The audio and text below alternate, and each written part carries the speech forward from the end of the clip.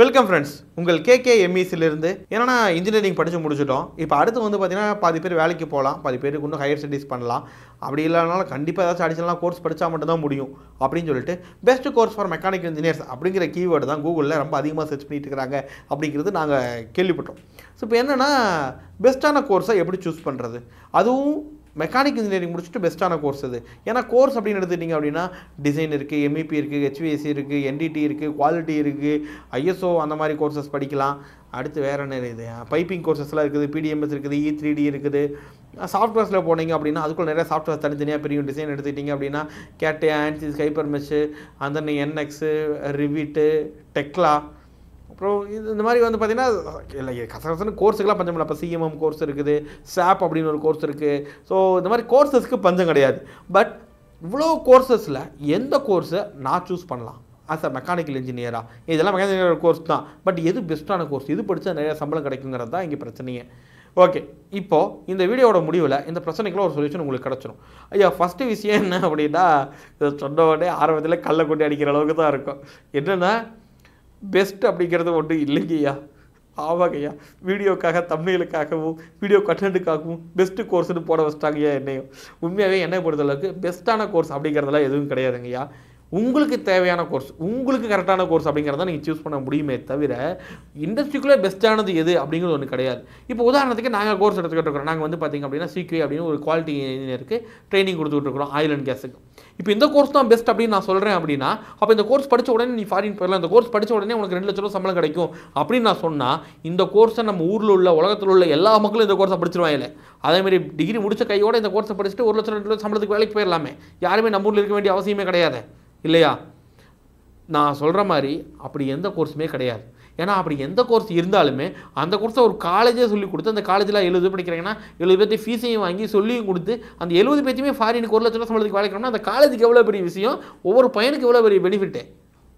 ஆக உண்மையாகவே ரியாலிட்டியாக அந்த மாதிரி எந்த கோர்ஸும் கிடையாது. இப்போ என்னென்னா ஒரு கோர்ஸு அப்போ எதைத்தான் நாங்கள் படிக்கிறது, அடிஷனல் ஆப்ஷன் படித்து தான் ஆகணும் அப்படின்னா அப்படியெல்லாம் அவசியம் கிடையாதுங்க ஐயா. நீங்கள் அடிஷனலாக ஒரு கோர்ஸ் பண்ணால் மட்டும்தான் நாம் ஃபீல்டுக்குள்ளே வேலைக்கு போக முடியும் அப்படிங்கிற எந்த ஒரு கட்டுப்பாடும் இங்கே கிடையாது. ஆக நீங்கள் எப்படி கோர்ஸை சூஸ் பண்ணுறது அப்படின்னா, நீங்கள் ஃபஸ்ட்டு என்ன வேலைக்கு போக போகிறீங்க அப்படின்னு சூஸ் பண்ணணும். அந்த வேலைக்கு என்னாச்சு நாலேஜ் தேவைப்படுது என்னென்ன நாலேஜ் தேவைப்படுது அப்படிங்கிறத தெரிஞ்சுக்கணும். அந்த நாலேஜில் எதெல்லாம் உங்களுக்கு தெரியும், எதெல்லாம் உங்களுக்கு தெரியாத நீங்கள் ஃப்ரீயாக கற்றுக்க முடியுமான்னு பாருங்கள். கற்றுக்க முடியும்னா காசு கொடுத்து கோர்ஸ் படிங்க, அவ்வளோதான்.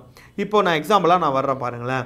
இப்போ வந்து பார்த்திங்க அப்படின்னா ஃபீல்டு மெக்கானிக்கலும் நிறையா ஃபீல்டு இருக்குது, அது ஆல்ரெடி தெரியும், நம்மளும் நிறைய வீடியோவில் போட்டிருக்கோம். அதாவது automobile, manufacturing, oil and gas, power plant, ship building, service based industry, aerospace industry அப்படின்னு நம்ம பிரித்து வச்சுருக்கோம். ஸோ இதில் எந்த இண்டஸ்ட்ரிக்குள்ளே நீங்கள் வேலைக்கு போக போகிறீங்க, என்னவா வேலைக்கு போக போகிறீங்க?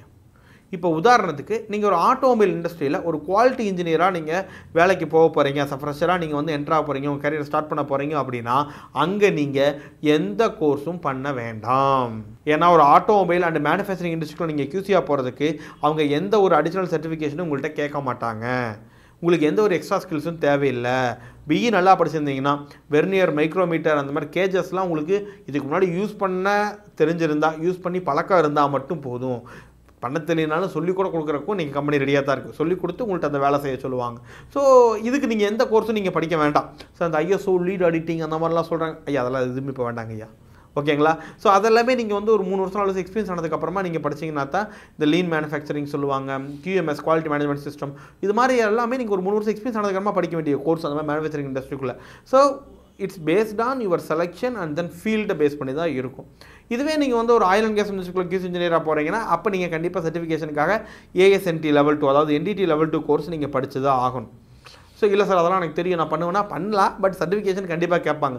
அப்போ அதுக்கு அந்த சர்டிஃபிகேஷனுக்காக நீங்கள் படிச்சுக்கணும். இதுவும் இன்னும் டிசைன்லாம் வந்து பார்த்தீங்கன்னா டிசைன் இன்றைக்கி அப்படி தான். மேக்ஸிமம் கம்பெனி சர்டிஃபிகேட்லாம் எதுவும் கேட்கறது இல்லை. டிசைன் இன்ஜினியராக போகிறீங்க அப்படின்னா உனக்கு இந்த சாஃப்ட்வேர் யூஸ் பண்ண தெரியுமா தெரியுமா இங்கே யூஸ் பண்ணி காட்டு அப்படின்னு சொல்லிட்டு டெஸ்ட்டை கொடுக்குறாங்க. அந்த டெஸ்ட் ஓகே ஆச்சு அப்படின்னா உங்களுக்கு ஈஸியாக வேலை எடுத்துக்கிறாங்க. இதுக்கும் கிட்டத்தட்ட ஒரு 70 to 80% ஆஃப் கம்பெனிஸ் வந்து they are not asking certification for design engineers. Design engineer போகிறவங்களுக்கும் சர்டிஃபிகேஷன் எதுவுமே கேட்கறது கிடையாது தான். இப்போ என்ன வேலைக்கு போக போகிறீங்களோ, என்ன ஃபீல்டில் என்ன வேலைக்கு போக போகிறீங்களோ அதுக்கு தகுந்த மாதிரி கோர்ஸ் சூஸ் பண்ணுங்கள். ஆட்டோமொபைலில் நீங்கள் QCயாக போகிறதுக்கு கோர்ஸ் வேண்டாம். ஆட்டோமொபைலில் நீங்கள் ப்ரொடக்ஷனில் போகிறதுக்கு கோர்ஸ் வேண்டாம். ஆட்டோமொபைலில் நீங்கள் மார்க்கெட்டிங், சேல்ஸ் அண்ட் மார்க்கெட்டிங், சர்வீஸில் போகிறதுக்கு எந்த கோர்ஸும் வேண்டாம். அதே மாதிரி ஆட்டோமொபைலில் நீங்கள் டிசைன் இன்ஜினியராக போகணுன்னா கோர்ஸ் சர்டிஃபிகேஷன் அவசியம் கிடையாது. அதுக்கான ஸ்கில் செட் மட்டும் உங்களுக்கு இருந்துச்சுனாவே போதும். அதுக்கான ஸ்கில் செட்னால் சாஃப்ட்வேர் ஏதாவது 2 சாஃப்ட்வேர், ஆட்டோகேட், சாலிட்வொர்க்ஸ், கிரியோ, இல்லை கேட்டியா, எது உங்களுக்கு மிக்ஸ்அப் பண்ணி எப்படி தெரியுதோ அதை பேஸ் பண்ணி நீங்கள் போகலாம். இப்போ இந்த டிசைன் இன்ஜினியர் ஆகிறதுக்கு மட்டும் தனியாக எந்த கோர்ஸ் பெஸ்ட்டாக இருக்கும் இன்றைக்கி அப்படிங்கிறத நீங்கள் கேட்டிங்கன்னா, தெரிஞ்சுக்கணும்னு ஆசைப்பட்டீங்கன்னா கமெண்ட்டில் சொல்லுங்கள். கமெண்ட்டில் டிசைன் அப்படின்னு மட்டும் டைப் பண்ணுங்கள். அது தனியாக ஒரு வீடியோவாக நான் போடுறேன் டிசைன் இன்ஜினியருக்கு. ஸோ இதில் அதை பேஸ் பண்ணி தான் நீங்கள் கோர்ஸை நீங்கள் சூஸ் பண்ணிக்கணும். ஓகே, இப்போது ஆட்டோமொபைலுக்குள்ளே இது ஒன்று தான். மேனுஃபேக்சரிங் இண்டஸ்ட்ரிக்குள்ளே சேம் இதே தான். டிசைனுக்காக மட்டும் தான் நீங்கள் கோர்ஸ் படிக்க வேண்டியது இருக்கும். வேறு எதுக்காக கோர்ஸ் படிக்க வேண்டியதில்லை. ஆயில் அண்ட் கேஸ்னால் கம்பல்சரி உங்களுக்கு என்டிடி பேசிக்காக தெரியணும். இதுக்கப்புறமா நீங்கள் சிசுப், ஏபிஐ, பி கேஸ் இந்த மாதிரியான கோர்சஸ் இருக்குது. அது நீங்கள் படிச்சிங்கன்னா பெட்டராக இருக்கும். என்டிடி மட்டும் கிடையாது, பிசிஎன் லெவல் 2 இருக்குது. அதுவும் நீங்கள் பண்ண முடியும். ப்ளஸ் அட்வான்ஸ் என்டிடி டெக்னிக்ஸ் இருக்குது. அதுவும் நீங்கள் பண்ணலாம். அடுத்து வந்து பார்த்தீங்க அப்படின்னா இதுலேயும் டிசைன் இருக்குது. இதில் டிசைன்னா சாஃப்ட்வேர்லாம் வேறு மாறும். E3D, PV எலைட்டு, PDMS இந்த மாதிரியான சாஃப்ட்வேர்ஸ் நீங்கள் போகணும் ஆயில் அண்ட் கேஸுக்குள்ள. ஏரோஸ்பேஸ் இண்டஸ்ட்ரினா கண்டிப்பாக டிசைனில் போகிறீங்கன்னா கேட்டையாக தெரிஞ்சுக்கணும். மற்ற எந்த ஃபீல்டுக்குள்ளே போனாலும் எந்த டிபார்ட்மெண்ட் போனாலும் மேக்ஸிமம் எந்த கோர்சஸும் தேவை கிடையாது, சர்டிஃபிகேஷன் தேவை கிடையாது. பட் குவாலிட்டியில் போகணும்னா மட்டும் அங்கேயும் என்டிடி தேவைப்படும். அடுத்து பவர் பிளான்ட்டும் same oil and gas industry மாதிரி தான் இருக்கும்.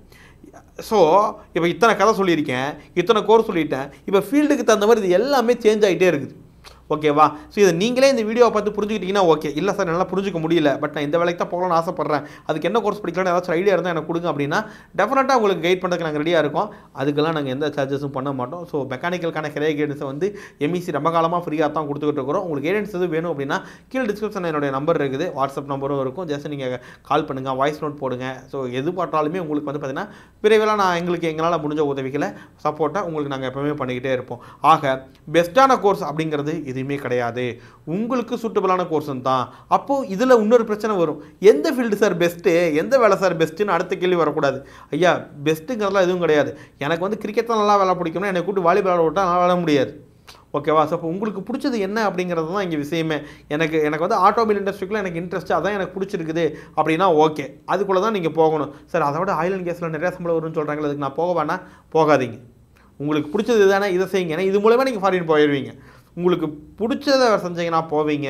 உங்களுக்கு பிடிக்காத நீங்கள் மாங்குன்னு செஞ்சாலும் ஒரு வேலைக்கு ஆகாது. எஸ், ஸோ அதனால் உங்களுக்கு பிடிச்சதை தான் நீங்கள் சூஸ் பண்ணணும் அப்படிங்கிறது தான் எங்களுடைய ஆழமான கருத்து. இப்போது அடுத்த பிரச்சனை என்ன அப்படின்னா, எங்களுக்கு பிடிச்சது தான் எதுன்னே தெரியலையே, அதுக்கு நாங்கள் என்ன பண்ணுறது அப்படின்னு கேட்டிங்கன்னா ஒன்றும் பிரச்சனை இல்லை, எங்களுக்கு கால் பண்ணுங்கள். உங்களுக்கு பிடிச்சதுன்னு உங்களை வச்சு உங்களுக்கு கண்டுபிடிச்சி நாங்களே சொல்கிறதுக்கு ரெடியாக இருக்கும். வேறு என்ன மாதிரியான வீடியோஸ்லாம் மெக்கானிக்கல் இன்ஜினியர்ஸ்க்கு தேவைப்படுது அப்படிங்கிறதையும் கமெண்ட் பண்ணுங்கள். கண்டிப்பாக உங்களுக்கு அதுக்கான வீடியோஸை சீக்கிரமாக போகிறதுக்கு நாங்கள் முயற்சி பண்ணிகிட்டே இருக்கிறோம். Thank you so much.